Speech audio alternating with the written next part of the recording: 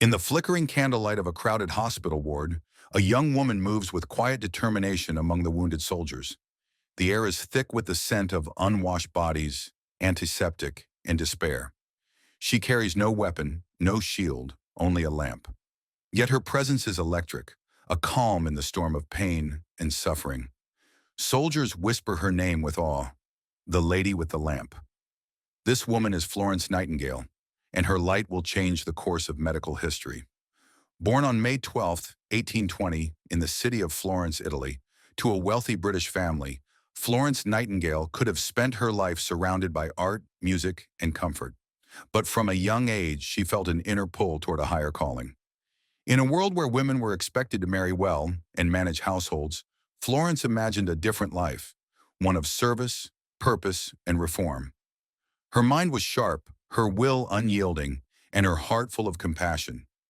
Her upbringing straddled two worlds, the refinement of upper-class society and the stark realities of social inequality. Educated at home, she studied mathematics, philosophy, languages, literature, and history, a curriculum unusual for women of her time. Yet education alone did not define her. She saw the suffering around her, the sick and poor in London's crowded districts, soldiers in distant battlefields, and hospitals filled with preventable death. These early encounters shaped a question that would define her life. How could one person alleviate so much suffering? Britain in the early 19th century was a nation of stark contrasts. Industrialization brought immense wealth to some and grinding poverty to many. Urban centers swelled with workers, yet sanitation was almost non-existent. Hospitals were overcrowded, often dirty, and rife with disease. Cholera, typhus, and dysentery swept through communities with deadly regularity. Soldiers returning from wars were as likely to die from infection as from their battle wounds. Florence was deeply influenced by the ideas of the Enlightenment, believing that observation, reason, and evidence could improve human life. She saw numbers as a form of truth, a language through which suffering could be measured and solutions applied. Her notebooks, filled with charts, tables, and diagrams, were an early sign of the analytical mind that would later revolutionize healthcare. At 16, Florence experienced a profound spiritual awakening. She described it as a calling from God to dedicate her life to the service of others. This conviction became the anchor of her life. It gave her courage to defy social norms and family expectations. Initially, her wealthy family resisted. Nursing was considered lowly, even shameful for a woman of her standing. But Florence persisted, convinced that moral duty transcended societal expectations. She traveled across Europe to study hospitals in Germany and France, observing methods, procedures, and patient care practices. She discovered that compassion alone could not save lives. Systematic care, hygiene, and knowledge were equally vital. Each experience honed her vision. Hospitals could become places of healing rather than mere containment of disease. Simultaneously, Florence observed the deep inequalities within society. London's East End revealed the harsh realities of urban poverty: overcrowded tenements, malnourished children, and limited access to medical care. Her privileged upbringing contrasted sharply with this world, intensifying her resolve to act. By her mid-20s, Florence had articulated a bold vision.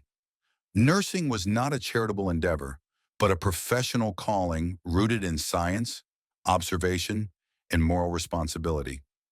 Hospitals were laboratories for improvement, where cleanliness, ventilation, and meticulous care could save lives. She combined spiritual devotion with empirical thinking, creating a philosophy that bridged compassion and reason. The stage was set for her defining moment.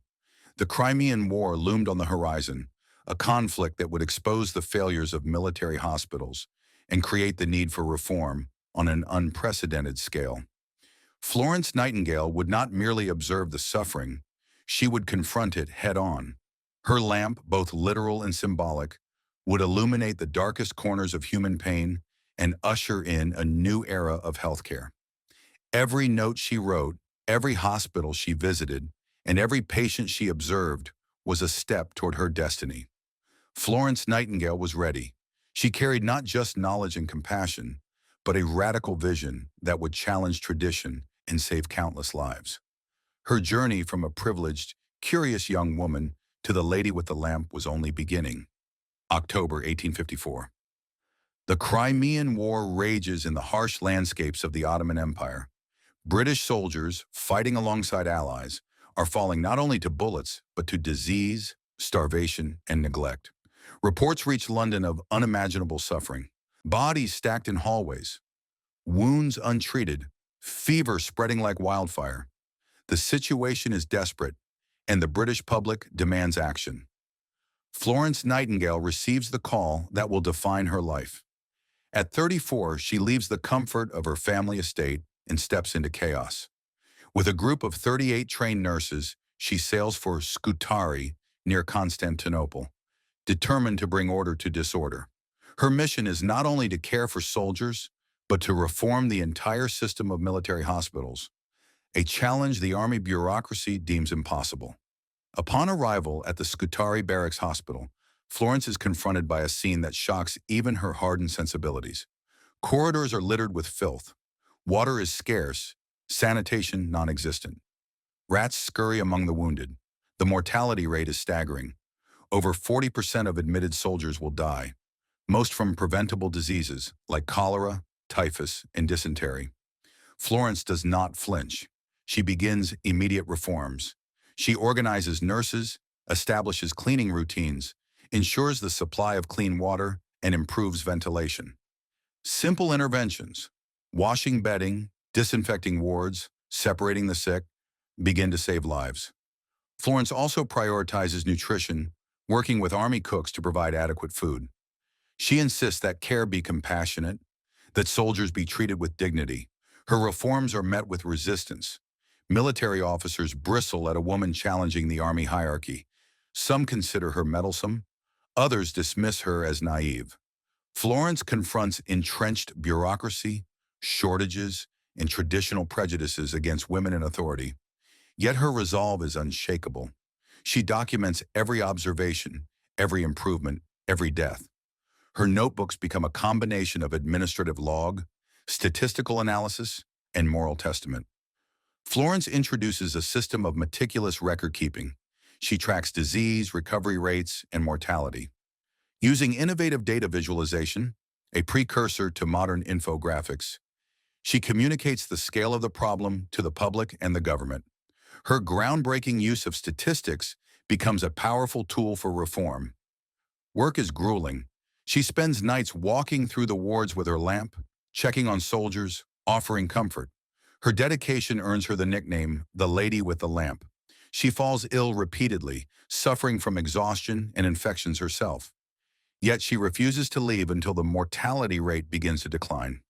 Florence's presence transforms the hospital. Mortality rates fall from 42% to 2% in less than a year. Soldiers recover. Nurses gain confidence. The administration begins to see that systematic care saves lives. Her methods, hygiene, nutrition, data-driven reform, set new standards for hospitals across the military and eventually the civilian world. Behind the statistics are stories of courage, resilience, and gratitude. Soldiers write letters describing her calm demeanor, her encouragement, the touch of her hand that makes unbearable pain tolerable. Florence writes back, reminding them of the importance of hope and cleanliness alike. Her work is both physical and moral, healing not just bodies, but spirits. The Crimean War itself continues with battles at Balaclava and Inkerman. Florence remains in Scutari, her focus on the hospital often detached from the politics and strategy of war. Yet her impact on the soldiers is profound. She becomes a symbol of moral authority, compassion, and disciplined leadership in a time of chaos. By the end of the conflict, Florence Nightingale has proven that organized care, rigorous hygiene, and statistical analysis can dramatically reduce mortality. The seeds of modern nursing, public health, and medical reform are sown on the floors of a war-torn hospital. Part 3. The Climax. Pivotal Reforms and Recognition. The Crimean War had tested Florence Nightingale to her limits. Yet the real climax of her story was not on the battlefield, but in the realm of reform and recognition. She returned home to Britain, not as a quiet servant of the sick, but as a national figure whose work demanded attention. Her lamp, once a symbol in a dim hospital corridor, now illuminated the path to a revolution in healthcare. In 1856, Florence returned to London, greeted not with fanfare, but with the weight of expectation. The public had heard tales of the lady with the lamp. Newspapers chronicled her tireless work and the remarkable drop in mortality rates at Scutari. She became a household name, a living embodiment of moral courage and scientific application. Her fame was more than ceremonial. Florence used the momentum to push for systemic reform. Hospitals in Britain, previously chaotic and unsanitary, became the focus of her campaigns. She advised on proper ventilation, sanitation, and nutrition. She recommended that wards be designed to minimize infection, emphasizing sunlight, clean air, and orderly spaces. Hospitals were no longer merely places to house the sick. They were environments engineered for healing. Florence realized that the greatest barrier to lasting change was not bricks or mortar, but ignorance. Nursing was undervalued, fragmented, and untrained. To transform it, she established the Nightingale Training School for Nurses at St. Thomas's Hospital in London in 1860. The school was revolutionary. It combined theoretical instruction with practical experience. Nurses were trained in hygiene, patient care, record keeping, and leadership. Florence insisted that nursing be recognized as a profession, not a charitable act. Graduates of the school spread her methods across Britain and the Empire, standardizing practices that saved lives and elevated the status of nursing globally. Florence also harnessed the power of data to affect policy change. She compiled comprehensive reports on hospital mortality, sanitation, and military healthcare. Her use of statistical graphics, including the famous coxcomb diagram, communicated complex information clearly, swaying lawmakers and military officials. Her reports were not dry documents. They were moral instruments. Each statistic represented lives saved or lost. She argued relentlessly that investment in hygiene, sanitation, and trained nurses was not optional but essential. Government officials, inspired by her meticulous evidence, began to implement reforms that had previously been ignored.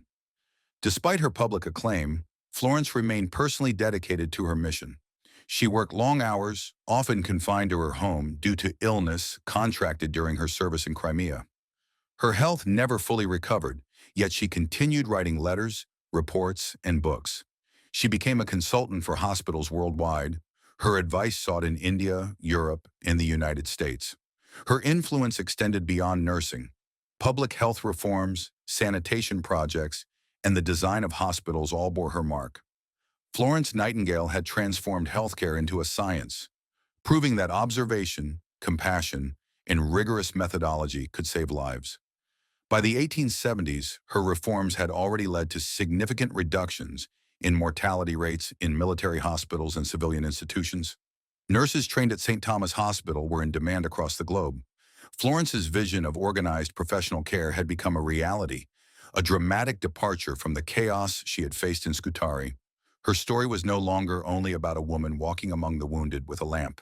It was about a system transformed, a profession elevated, and a world beginning to recognize that healthcare is both a science and a moral duty. The climax of Florence Nightingale's life was not a single heroic act, but a cascade of actions, each building on the other. Her courage, intellect, and moral conviction converged to create a revolution in nursing and public health, one that would ripple across the world for generations. Florence Nightingale's lamp had illuminated the darkest wards, but her influence did not end with the Crimean War. Her life became a beacon for reform, not only in nursing but across public health, education, and global healthcare systems. She proved that one individual, armed with knowledge, compassion, and unwavering determination, could change the world. Her reforms transformed hospitals across Britain. Sanitation, ventilation, and hygiene became non-negotiable standards. Mortality rates dropped dramatically. Nursing emerged as a respected profession rather than a lowly charitable activity. Graduates of the Nightingale Training School carried her methods to hospitals in India, Africa, Europe, and America, spreading her influence worldwide. Florence also laid the foundation for hospital administration. She showed that meticulous record-keeping, careful observation, and statistical analysis were essential tools. Her methods became standard practice, proving that healthcare could be measured, improved, and systematized.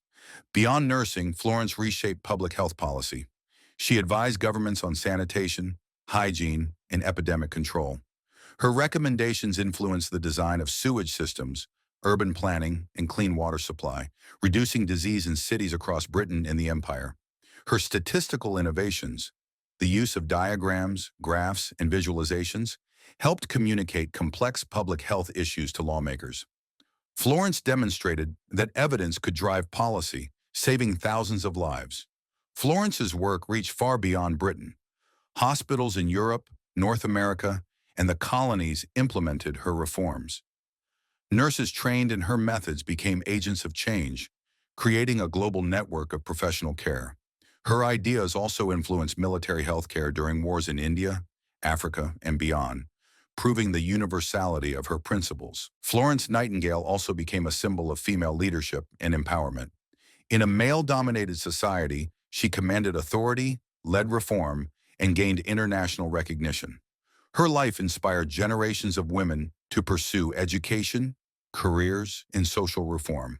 Her legacy is felt today in modern nursing, hospital design, public health systems, and statistical health research.